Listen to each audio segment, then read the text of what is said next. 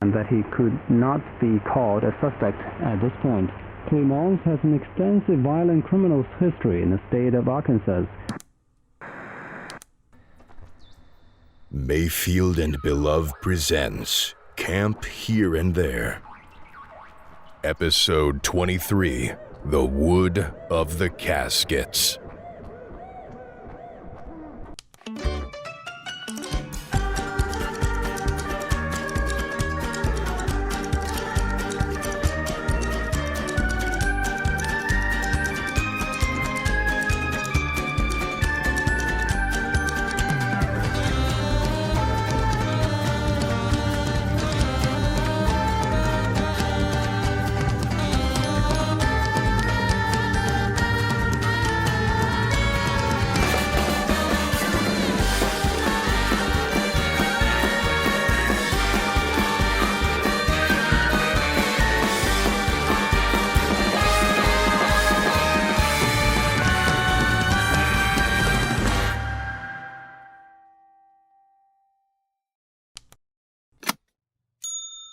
Good morning, campers. The time is 8:68 a.m. and the sky is a sandy orange, like a dirty tangerine rotting on the forest's edge. This day is one of orange rot. So, kids, in case it still needs to be said, if any of you happens to stumble upon a bruise-like purple growth with ruddy veins skittering about its surface, do not touch it. Immediately find a trusted counselor and report its location to them, and for God's sakes, hold your breath. In fact, to be extra safe, you should all try to avoid breathing as much as possible today. I might be getting ahead of myself here. I'm sorry, I'm just so worried about you all. The situation, in plain terms, is that a never-before-seen species of mold has been discovered amidst the cabins and appears to be creeping out into the grounds at large, like the brittle, bruised fingers of a corpse slowly stretching across the earth. Cabin widow spider residents were, in a way, the first to discover the mold this morning, when they failed to wake up.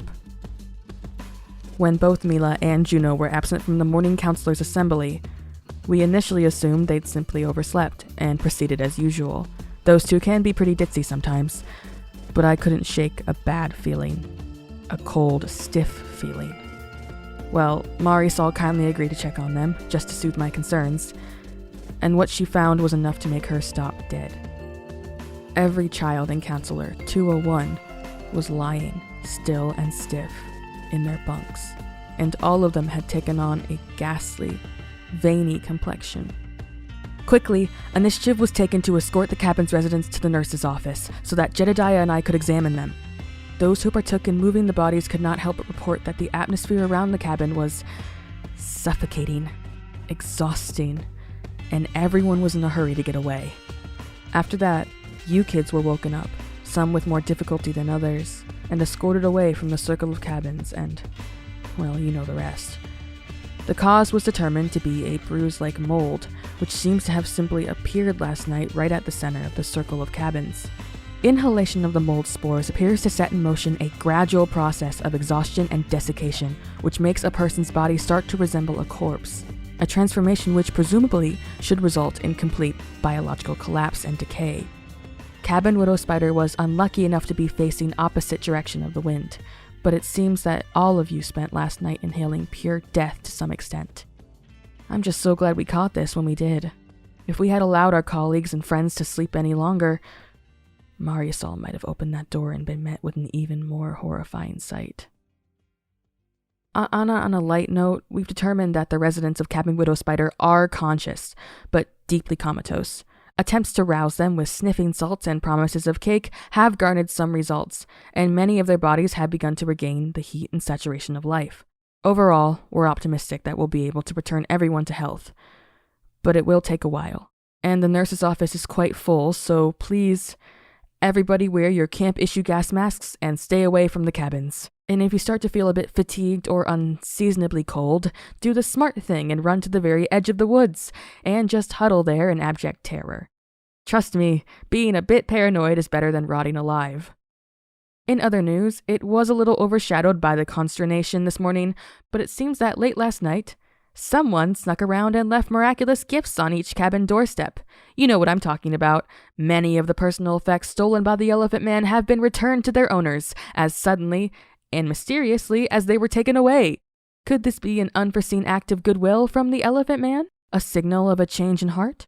Perhaps our mysterious neighbor is not so frightful as we may have assumed. But whatever the cause, I do hope the joy of being reunited with your cherished possessions takes the sting out of fearing that you may be transformed into a living corpse if you, breathe too much.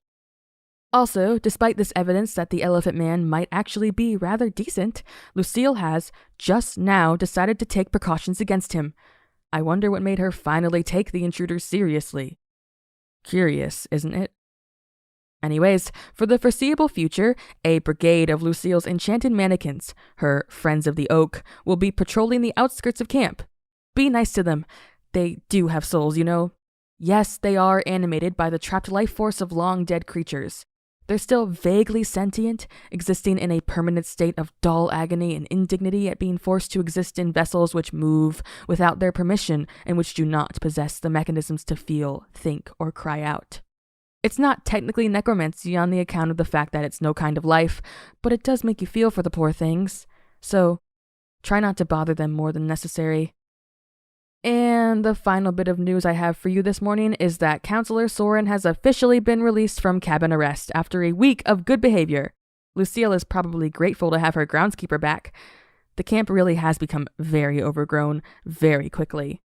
It was somewhat overshadowed by my extended absence, but I heard that apparently yesterday morning, campers from Cabin Silkworm struggled to open their cabin door, as its gaps and hinges had all been clogged by creeping tendrils of Dittany and yew. Let's hope Saurin is ready to get back to work without any distractions or hijinks of any kind. Now, let's see. Breakfast was egg yolks injected with mustard, sailing straight out of the bag, and spit-roasted falcon, you know, that old Louisiana specialty, but a trail of mold has moseyed on into Matthew's kitchen and shyly kissed our wares, so Salem and Marisol are ordering pizza for you guys instead. Except the only pizza place that delivers here is that horribly gimmicky themed restaurant that keeps the Christmas decorations up year-round, so I hope none of you mind peppermint sauce. And this morning's activity is cabin redecorating. That's unfortunate. Why don't you guys just, hang around the sports field? It's far enough from the cabins. Alright, kids, have a good breakfast. And remember, when you die, you will rot. And also, when you live, I'll be here if you need me.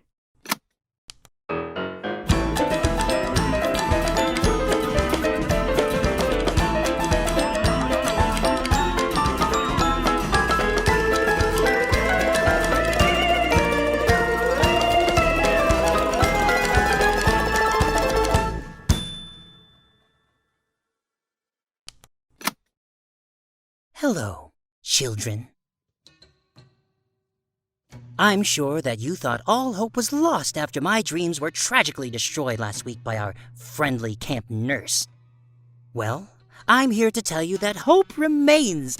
You will meet with eternity, children. You will speak to the mother. How, you ask? Allow me to explain. Throughout the week which I spent cooped up in Cabin Ladybug, I frequently found my reddened eyes drawn towards the moles which grew upon the wooden walls and ceiling beams. It was harmless, just any old friendly mold, but during my many hours of punitive contemplation, I realized their harmlessness could be rectified. This is a unique camp, dear children, and a good thing for it. Because I don't know where else in the world I might have the means to acquire alchemical regions while confined to one cramped, rotting building. A few requests for herbal medicines from the nurse's office, a few clandestine fetch quests on the part of my cabin's loyal campers, and I had everything I needed. For the next few days, I played around with tinctures and mixtures, and by the end of my week behind bars, I'd found the perfect solution. I created a fungal agent which would diffuse the holy magic of the death fields throughout camp. Children, counselors, I know it may seem scary. Everyone fears the truth, fears the way their lives change when the truth becomes factor. Everyone dreads the blanket of oblivion that was once all we had to look forward to at the end of our time on this beautiful earth. But this mold is here to help you. It is your friend, your teacher, and though it may seem at first glance to kill whatever it touches, I assure you that this death-like state merely precipitates an insipid state of eternal life. So please, friends, stop trying to destroy it. Stop rejecting, dismissing, and spitting upon the gift I've worked so hard to give you. Embrace your truth. Embrace our power. You will see in the second life. Ah! I've been detected. I am really tired of you getting your spit all over my microphone. All right, children, I haven't much longer. Listen to me now. Touch that mold. You'll thank me when you're eternal. Why is this guy still working here again? Why are any of us, dude? You brought backup? I figured you might resist. Boys, I've always wanted to say that. No, unhand me. Come on, man. Time to go. What, please? Go of the microphone! This is religious persecution. Don't I get to talk about what I believe in? Maybe if you believe something less deadly. Stop! No! You don't understand what you're doing! I did this all for you! You and the children! Don't squander this chance! Don't throw your eternity away! Yeah.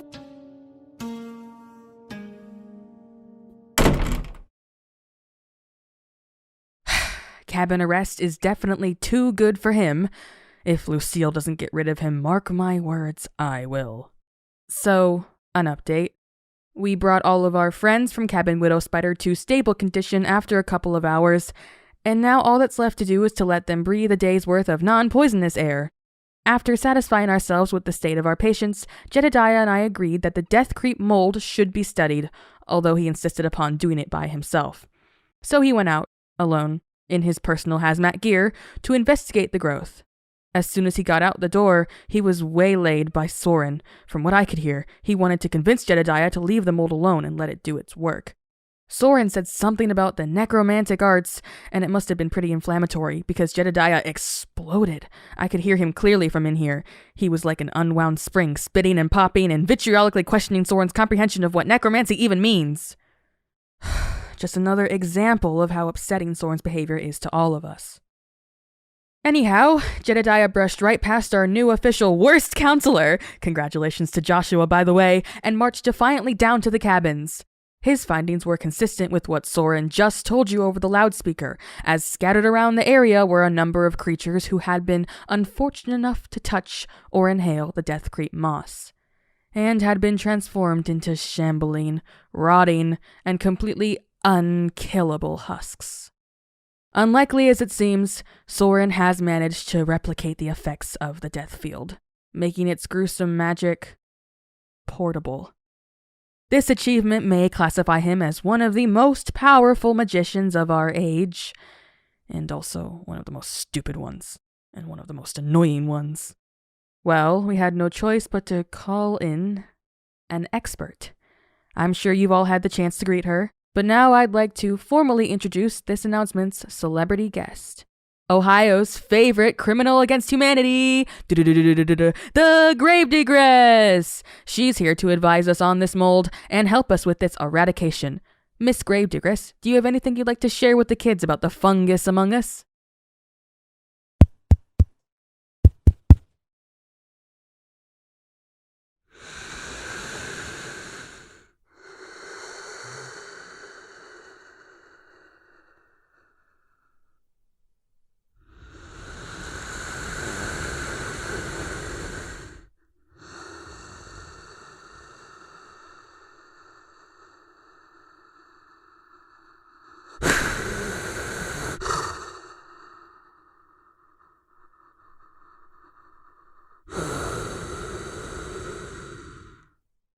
I never thought about it that way before.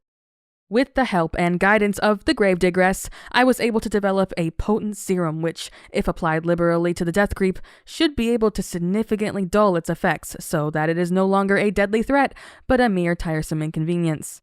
Now we've got counselors in hazmat suits braving the toxic air to slosh my serum all over everything. Just in time, too. The habitable zone of camp was shrinking rapidly, and the Death Creep was getting uncomfortably close to the sanatorium. That place has its own strain of unique and possibly dangerous mold.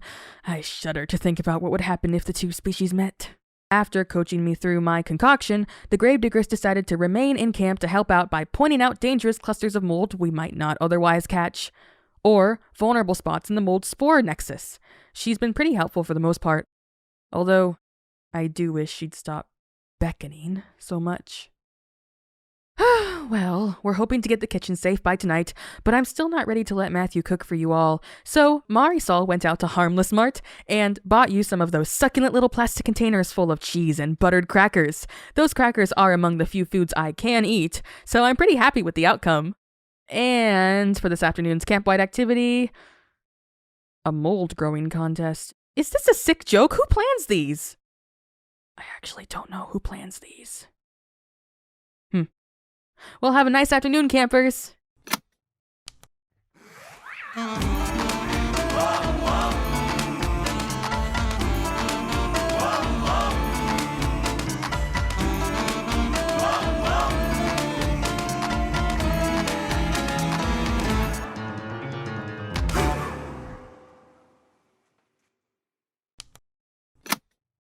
There is something about life. Makes you want to keep living. I think death is a beautiful thing. It's inseparable from life, to me. They're both expressions of the same idea. The only fundamental imperatives of existence. The only two things we all of us, must and will do. Together, life and death are everything that is beautiful, and one without the other is nothing at all. That's why necromancy is pointless. You can make something move again, speak again, even think again, but without death, it will never live. But that does not mean I will welcome death when it comes for me. It's tried me plenty before, and when it does, I fight. No matter how hopeless I feel about whether any sort of happiness or peace may lie on the other side of the fight, I stay alive. We all stay alive. Not because we want to, but because we must and will. So I sympathize with Saurin. I do. His actions may be deplorable, but his motivations are firmly rooted in one of the only feelings that we can all understand. And I sympathize with a certain camper from Cabin Magpie Moth who came very close to discovering what life without death is really like. Was she perfect when you saw her, dear camper? Though her body was in tatters and filled with mulch, though her mind was squishy like an uncarved pumpkin, just mush beneath the hard surface. Though her spirit was long gone, I know she was perfect. How could something which had lived for so long be anything less? Anything which, after so many lifetimes, could still walk, still whisper, still witness, still beckon. Beckon you from amidst a clearing of that beautiful purple plant that could make you, unmake you, what she was, always would be. And that precious, beautiful, necessary thing called existence, you would see so much more. You would never have to let it go. You might never remember any of it, but what would that matter? Existence, after all, is one never-ending moment. Perhaps it was time for life to catch up. In other words, my dear, I know why you walked, why you reached out to touch. Who could ever blame you? You're only human. But let's try and keep it that way. Anyway, hello kids! The camp is officially host to life and death in equal and appropriate amounts. I am pleased to report that Saurin has been sent home. Lucille tried to make his send-off discreet, but some of you caught wind and heckled him as he packed his bags. She also refuses to make it clear to me whether or not Saurin has been fired, or just temporarily suspended. Which is rather frustrating. I know he pays her, but I can't believe any amount of money would convince her to completely ignore the safety of the kids. Or maybe I can. Another problem individual who has been banished is the gravedigress, who, despite her good intentions, seemed unable to restrain her impulses vis-a-vis luring unsuspecting children into terrible fates. Let's all give a round of applause for Counselor Fennel, who kept vigilant watch to ensure no children fell prey to her immortal machinations. They even, on one occasion, shoved a camper out of the way of the mold they were about to touch, risking their own mortality in the process. Fennel, on behalf of the whole camp, no one blames you for what your co-counselor has done. We all know you're cool. And just to be sure we all get the picture, I'd like to do a quick review. Necromancy is... what's that? Impossible! What else? Illegal! Any eternal life that any wannabe necromancer would try and offer you is bound to be a fate worse than death. Really, I think your parents should be teaching you this stuff, what with all the email scammers out there nowadays. Now, as for the fate of the mold, as the gravediggers promised me, the serum I concocted did dilute the effects of the death creep, although it did not neutralize the mold entirely. It seems that we've transformed the mold into an entirely new strain of unique mold with its own strange side effects. It's not dangerous, but in the presence of this mold, you will quickly find yourself becoming less and less interesting to converse with, until the only topics you can think to mention are celebrity drama and woodworking techniques, and the only things you can think to reply with are hollow phrases of perfunctory acknowledgement, such as nice and oof. Seems this strain of mold just turns us into zombies, like, interpersonally? Also, reports indicate that Counselor Juniper, upon direct inhalation of the mold spores, displayed no noticeable change in demeanor or favorite topics of conversation. Make of that what you will. Anyhow, this mold doesn't seem to require urgent extermination, so we can take the evening to relax if we like, but I'm not going to stop you guys from forming another eradication squad if you get sick to death of talking about meaningless nonsense constantly. Not that that would be such a big change from business as usual. All right, tonight's activities. Oh, got a wide variety here. You can choose between a debate session, a collaborative storytelling workshop, and a seminar in dialectical philosophy hosted by Counselor Salem. Perhaps the small talk mold should be taken care of sooner rather than later. Anyway, until then, I suggest everyone attend Yvonne's latest Gamer Hour. This is what, number 7? For tonight's dinner, Matthew has stuck jelly beans on a porcupine. Be careful. While this is technically a finger food, you might want to use a fork.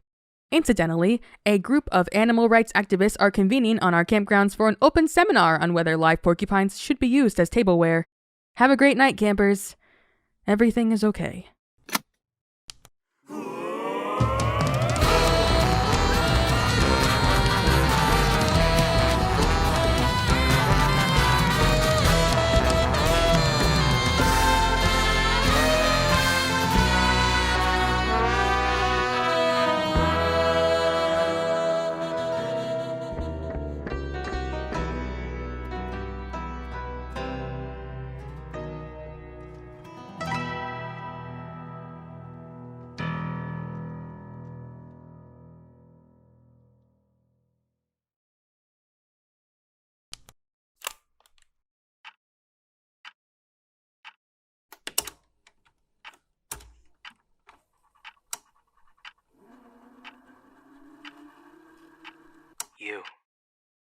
You are the most divine thing I have ever laid my eyes on.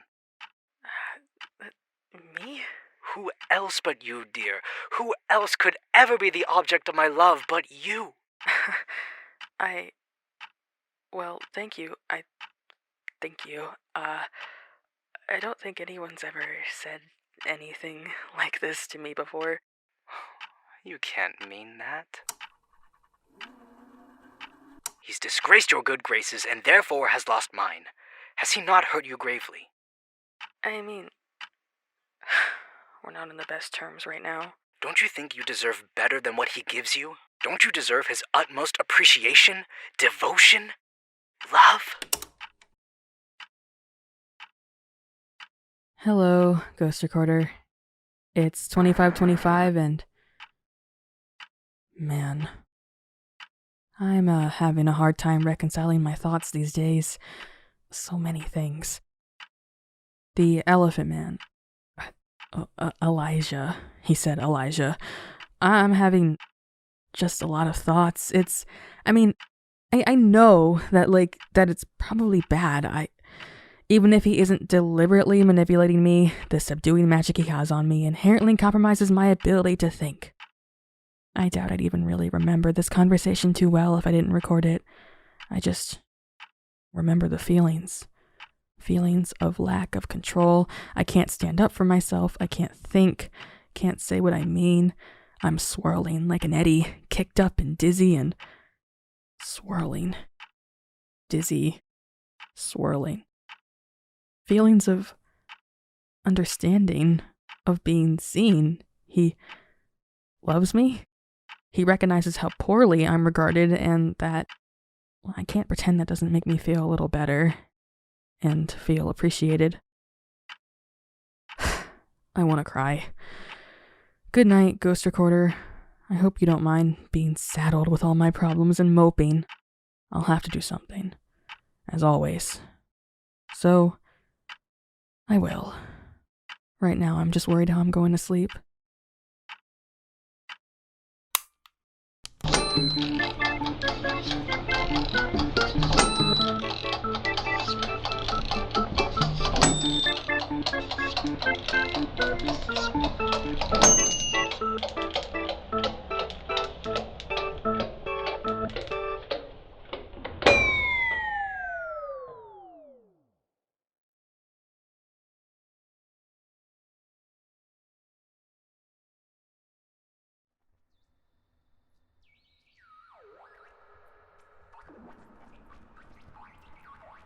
Today's episode was written by Blue Mayfield and Nicholas Belove. The part of Sidney Sargent was played by Blue Mayfield. The part of Saurin Baltimore was played by Mikey Joaquin. The part of Rowan Chow was played by Corey Wilder. The part of Joshua McKeith was played by Ty Coker. Camp Here and There is the sole intellectual property of its production company, Mayfield and Belove. All music composed by Will Wood, and produced by Jonathan Maisto. Sound editing by Emily Safko and Blue Mayfield. Special thanks to our patrons: Haley, Eileen E., Cat in the Night, and Josiah Callanan. For behind-the-scenes material, exclusive canonical content, interactive events, and early episode access, consider signing up for our Patreon at patreon.com/MayfieldandBelove. Our Discord server is a great place to meet like-minded fellows and discuss today's episode. Find the link at mayfieldandbelove.com. Lastly, if you'd like to support us, the best thing you can do is to spread the word about the show. Thank you for listening to Camp Here and There, and remember, you've angered it.